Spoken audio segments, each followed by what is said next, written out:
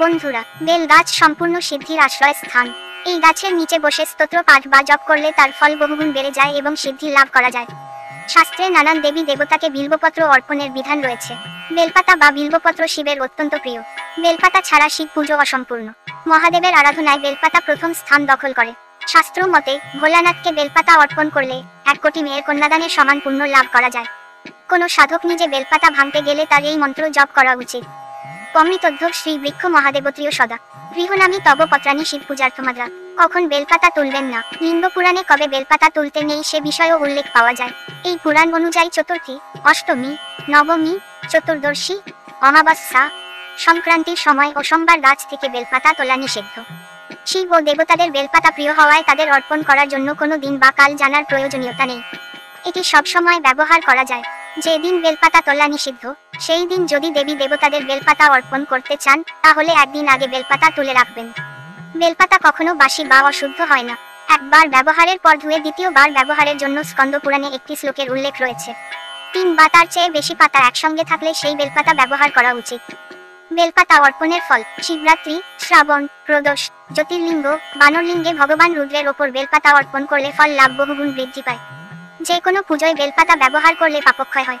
কোনো কারণে বেলপাতা না পেলে সোনা, রজত ও তামার বেলপাতা বানিয়েও পুজো করতে পারেন।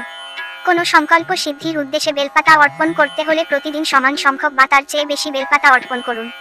পুজোয় বেলপাতার সংখ্যা প্রতিদিন বাড়াতে পারেন, তবে কখনো কম করবেন না। পুরাণ মতে 10টি স্বর্ণ মুদ্রার দানের সমান ফল লাভ করা যায় 1টি আকন্দ অর্পণ করে।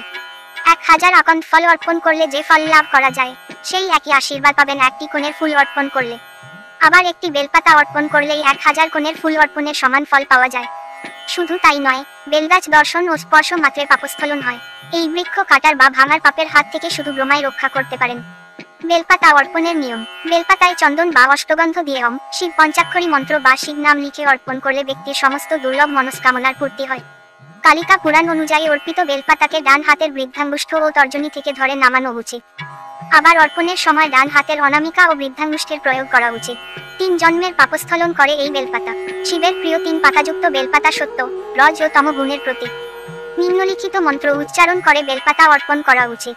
বেলপাতা সংক্রান্ত কিছু গুরুত্বপূর্ণ তথ্য: 1. 6 মাস পর্যন্ত বেলপাতা বাসি হয় না। শিবলিঙ্গে অর্পণ করার পর তা ধুয়ে পুনরায় অর্পণ করা যায়। কোথাও বেলপাতা পাওয়া না গেলে এর চূর্ণ অর্পণ করার বিধান রয়েছে। 2. ওষুধ হিসেবেও বেলপাতা ব্যবহৃত হয়। এতে উপস্থিত ইগেলিন ও ইগেলেনিন নামক ক্ষার তত্ত্ব ঔষধীয় গুণে ভরপুর। চাতুর্মাসে যে সমস্ত স্বাস্থ্য সমস্যা দেখা দেয় তা নিরাময়ে বেলপাতা ব্যবহৃত হয়। 3. বেলপাতা গ্যাস, কফ, বদহজমের সমস্যা দূর করতে সক্ষম। এছাড়াও কৃমি ও দুর্গন্ধের সমস্যাতেও উপকারী। প্রতিদিন 7টি বেলপাতা খেয়ে জল পান করলে স্বপ্নদোষ থেকে মুক্তি পাওয়া যায়। 4. মধুমেহ রোগীদের জন্য বেলপাতা কার্যকর প্রমাণিত হতে পারে।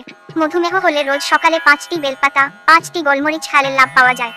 5. শিবলিঙ্গে প্রতিদিন বেলপাতা অর্পণ করলে সমস্ত সমস্যা দূর হয়। আর্থিক অনটন থাকে না। লোকারের মধ্যে বেলপাতা রাখলে উন্নতি হয়। 6. সোমবার গাছ থেকে বেলপাতা তুলবেন না। বেলপাতা শিবের বাস মনে করা হয়। এছাড়াও প্রতিদিন দুপুরের পরও বেলপাতা তুলতে